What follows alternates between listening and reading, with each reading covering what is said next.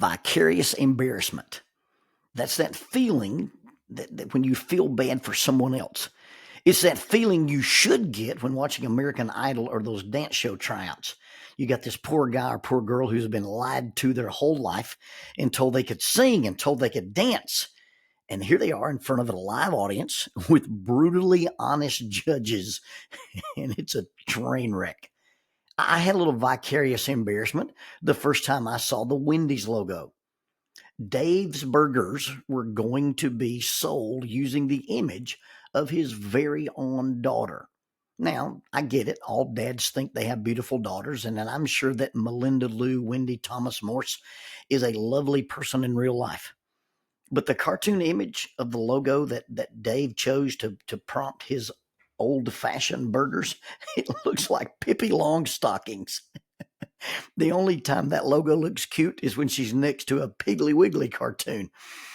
And while we're talking about logos, I'll just take a side note here. The Slim Chickens logo, that's a crow. That's not a chicken. I said what I said.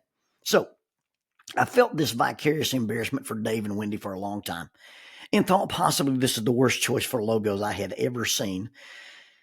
That is until Gary Busey opened up his string of mega gas stations. And when Gary Busey opened up his mega gas marts and used that little buck-toothed girl in the cap, that is a sight much worse than Little Miss Wendy. Lonnie, that's not Busey's, it's Bucky's. Okay. So it turns out that Bucky's is not Busey's. And Bucky's is owned by Arch Alpin III, whose nickname was Beaver, and his favorite dog was named Buck. If you combine the two, he came up with the name Bucky's, his nickname and his dog's name. And it has nothing to do with Gary Busey, although the likeness is very frightening and striking. These stores, these Bucky complexes, are mega stores. And depending on the location, they span anywhere from 68,000 square feet to the 75,000 square foot monster in Sevierville, Tennessee. Now, inside this store, you can buy painted cow skulls, t-shirts, hats, plushies, slimwear, blankets, iron skillets, mugs, coffee mugs, grills, coolers, jerky, fudge, water, soft drinks, energy drinks, cookies, collages, pastries, Dippin' Dots, corn puff snacks called beaver nuggets, and of course, the world-famous brisket. I recently met some friends at a Bucky's. It was our rendezvous spot for an overnight fishing trip. As I walked into the store, I could hear in the back of my mind that from the John Boy and Billy radio show, they used to have this bit that featured an all-purpose store called JD's, and they advertised JD's 24-hour pawn and gun, auto parts, pharmaceutical, adult gift, bait and tackle, cigarette outlet. and here I was. I was walking into the live version of JD's, but it's called Bucky's. Now, it's definitely a good place to meet. It's an okay place to eat. It's a great place to buy your supplies, and we assumed we would go there, buy our stuff, eat a quick snack, and leave one or more of our vehicles there. Now, this store's crowded. It's unbelievable how many people are in these stores. I went into the men's bathroom, and I was shocked. I've spoken at churches that had less people in the audience that were in this bathroom. We had to wait in line just to park.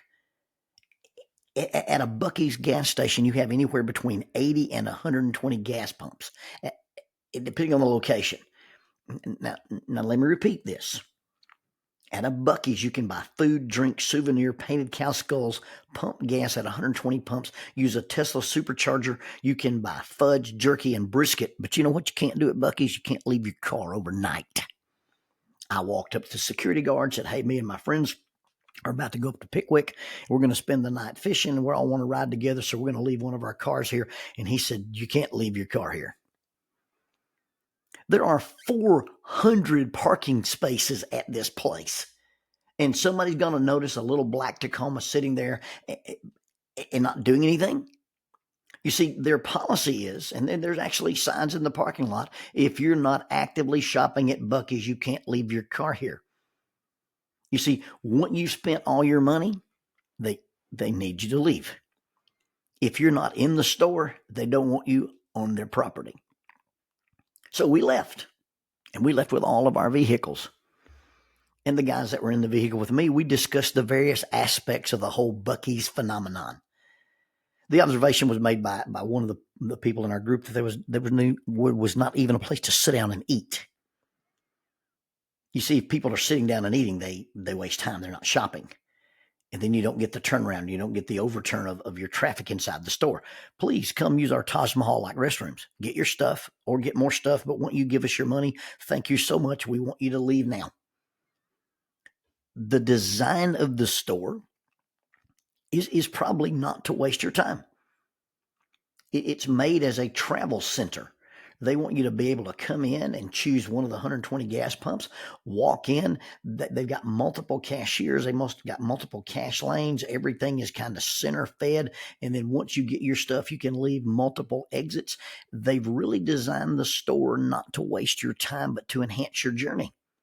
Come in, get your gas, buy your gifts, get your supplies, use the bathroom, eat all in one spot. It should really facilitate your journey. But once you walk in and you prowl around 75,000 square feet, you really haven't been that efficient. And then as we drove along looking for a place to leave my truck overnight, we discussed the brisket. Now, the brisket's not bad. Please understand. In my world, brisket is kind of like pizza. There's good pizza and there's great pizza, but there's no such thing as bad pizza. I do not have a sophisticated palate. So maybe I'm not the person to be talking to you about food or food quality. Left on my own, allowed to eat with reckless, non-diabetic abandon, I'd eat pizza. I'd eat Crystal hamburgers and frosted lemonades from Chick-fil-A. So I'm no sous chef. I cook to survive, not to entertain. But I know brisket, number one, City Butcher in Springfield, Missouri, is the tops. Followed closely by Barry Handback and the heavenly brisket that he makes. And then you get Brandon Glover from Blackwater Barbecue. And then in the Huntsville, Alabama area, you have Boar Hogs, you have Mary's Pit Barbecue. And then Reed Swindle can do some really cool stuff with the big green egg that he keeps at his house. So when somebody starts talking about mass-produced fast food Buc-ee's version, it's hard to get on board with this is world-class brisket. It's hard to get on board that this is the best brisket ever. It's hard to get on board that it's even the top 20. Now, I realize Buc-ee's originated in Texas, and Texas knows brisket, but the brisket in Buc-ee's is not the same as the brisket you get from world-class brisket places. Now, Troy Farmer was on this trip. He's a rock climber, a loyal friend, and a philosopher. And he came to the conclusion that people have to brag on the brisket just to justify why they put themselves through the ordeal of stopping at the Aquatic Mammal Plaza in the first place. By the time you've wasted this much of your trip, by the time you've gone in and put up with the crowds and put up with the hype and seen all the stuff, you got to make yourself feel better and just say, you know what, but we stopped there for the brisket. No doubt you've heard the phrase sour grapes. It's looking at something you can't have and deciding it wouldn't have been good in the first place. It comes from Aesop and a fable about a fox who couldn't get at some grapes he wanted, and after trying and failing, he concluded, they were probably sour anyway. Well, I guess the opposite of sour grapes is cheap brisket. It's okay to wait like you were at a toll booth in order to park. It's okay to wait in line like you're trying to get on a ride at Disney just to pee. And it's okay to spend 3 times the amount of time that you'd spend just looking for your family than at a normal gas stop. But at least we got to have the world's best brisket. One does not eat the world's best brisket, quote unquote, standing in a hot parking lot beneath the sign of a huge cartoon animal that looks like Gary Busey's daughter. Good brisket, great brisket, world-class brisket is eaten on a plate. You can even eat it on a paper plate, but you have the ability to sit down and to enjoy it. But if you have to run in, get it wrapped in aluminum foil and eat it in the parking lot or eat it as you're driving, I'm not going to go with this, the world's best brisket. Even at Dreamland Barbecue, you eat on paper plates and they give you a loaf of bread, but at least you get to sit down.